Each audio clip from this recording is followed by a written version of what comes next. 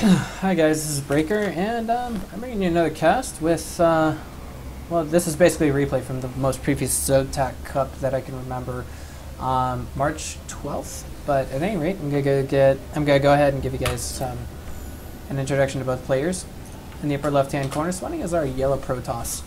I give you none other than, well, I'm just gonna call him RiSK. Yes, and in the lower right-hand corner, I'm gonna give a shout out to my friend EmpireHappy, also known as Cheesehead Logic, as he is a member of the same team as this guy. Spawning as our Terran in the red trunks, excuse me. It's none other than EmpireHappy. Now, if I'm not mistaken, Happy comes from a place in the Slavic region of Europe that would basically be anywhere around Russia. Let me think. Russia. A lot of good players actually come from the Ukraine as well. And here it is. It's basically finished up with the supply depot right there. And, oh, and by the way, I must say I'm glad to be casting something that doesn't involve a Zod player for a change. Behind this, we have RiSK going with a gateway first opener. Just kind of seeing where things go from there, and then a barracks is going to be followed up. But this map, I don't know. I'm not entirely sure, but I think it was actually removed from the ladder playlist. Yes, of course, I am talking about Entombed Valley. The one thing that intrigues me most about this map is the very fact that it's designed for macro games. And believe me, the file size on this replay is actually somewhat hefty. So I definitely want to say that this is going to be a long game that we are sitting in for, guys. I want to say it's above 20 minutes long, just judging by the file size and my experience with dealing with replays. But, you know, I mean, both these players, you know, EmpireHappy, if I'm not mistaken, I've casted him in a live online event known as the Ritmix RSL. And I'm looking forward to casting him some more in the future.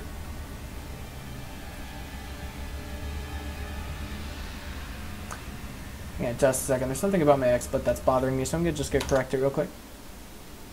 Sorry about that. Alright, here we go, guys.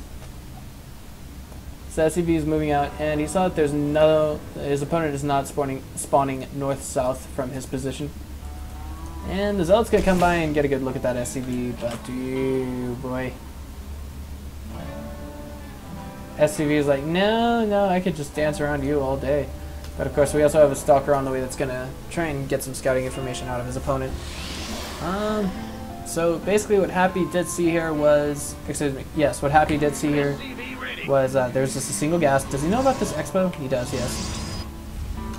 So he's got his own expo on the way, and he's going to have to be able to hold off against this kind of early-ish pressure from his Protoss opponent.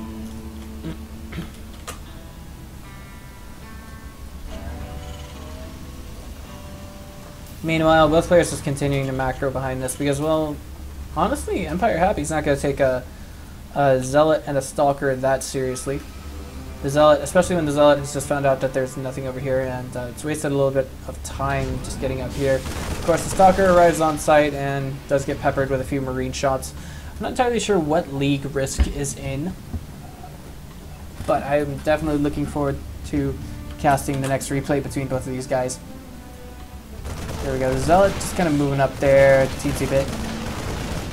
And the Marine's coming out and trying to get some micro down. My god, that is one lucky Zealot. Excuse me. But, of course, RiSK is still not entirely 100% sure that his opponent has the expo that he was thinking he would. SCV comes back here, just make sure that the Nexus was not cancelled because, of course, you know, there's all sorts of mind games that your opponent can play with you in StarCraft 2. And this is quite interesting. We only have a double gateway opener? Am I reading this right? Ah, the second gateway is almost finished. It's going to be a third gateway is almost finished. And we have another gas being tacked on. So I'm a little curious as to what are we going to see out of this. Perfectly normal opener for Protoss. But there's a forward pylon down here, and I think Happy has caught on to it. Yes, he has.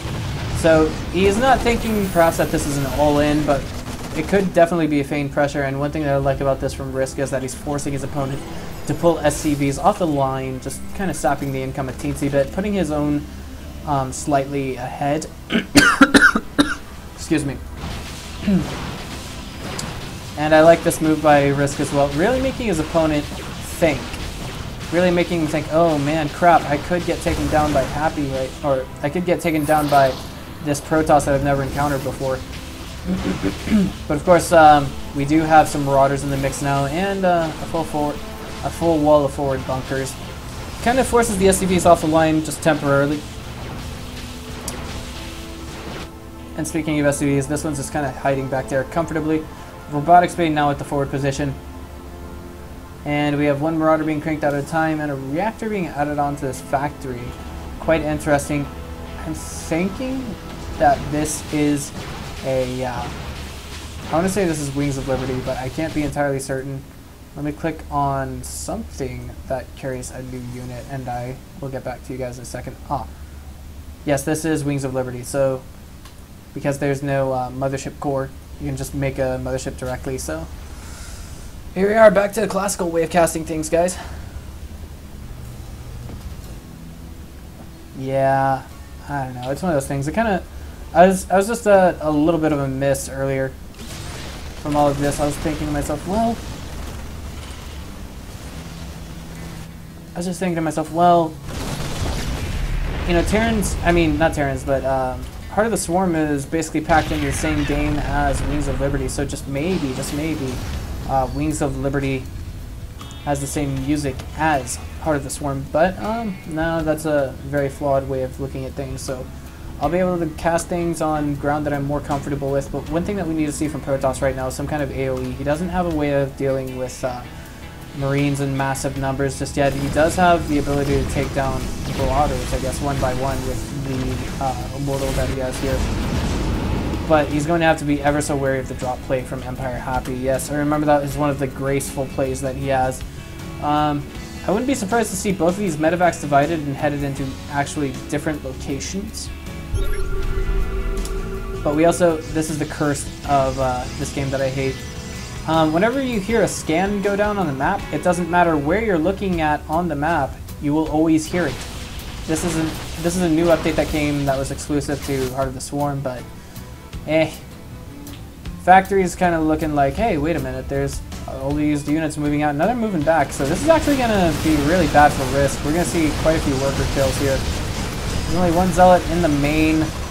Yeah, that's not pretty.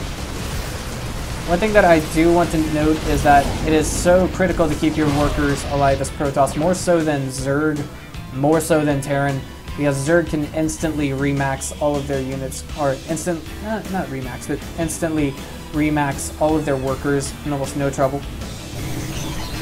But of course, that's Larva and it's a completely different kind of meta, if you will. And of course, Terran has mules to kind of make up for any kind of harassment or anything that they go down, that they have to deal with in the early game. Sorry, I had to stop and think there. Alright, so, yeah, this factory's just kind of getting tickled there. We're going to have to see another one going down. I don't know if Happy has one anywhere. If not, he's going to be temporarily tech blocked. No sir, no one over there. And, okay, it looks like we're going to see Happy take this double medevac drop into the natural. Not considerably safer. No, it looks like it could actually hit into the main, perhaps. Not considerably safer, but, well, I mean for the natural. But we have a scan on the natural, we see that there's nothing there. He's like, okay, well that looks like a nice, pretty spot to put down some medevacs. And with that, we have Protoss moving back into position, trying to at least put himself on even ground with Happy. But that's just more and more workers that we see killed. That's an entire mineral line. That's an entire mineral line of workers that we're not going to see RiSK get back. And if we look at the difference in worker count right now, it's 42 to 59. And I think Happy is basically confident that, especially given the third that he has right now, he's not going to have to use mules to get significantly far ahead. If he does use mules, then great.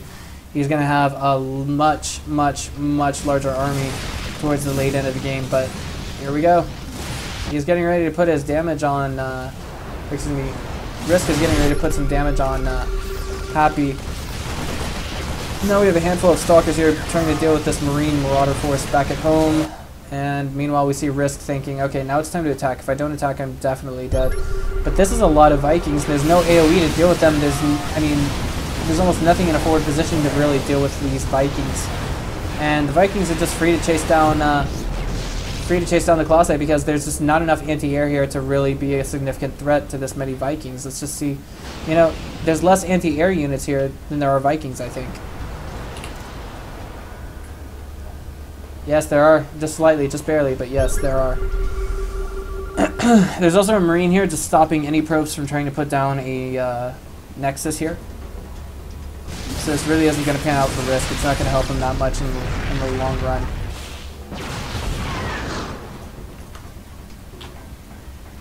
And it looks like maybe, just maybe, we're going to see EmpireHappy opt to go for an all-in of some sort now. We do have a Twilight Council on the way. So we're going to see some Blink Stalkers and Zealots in eventually. I don't know, it's just... What can you do when your opponent is one of the best players in the world?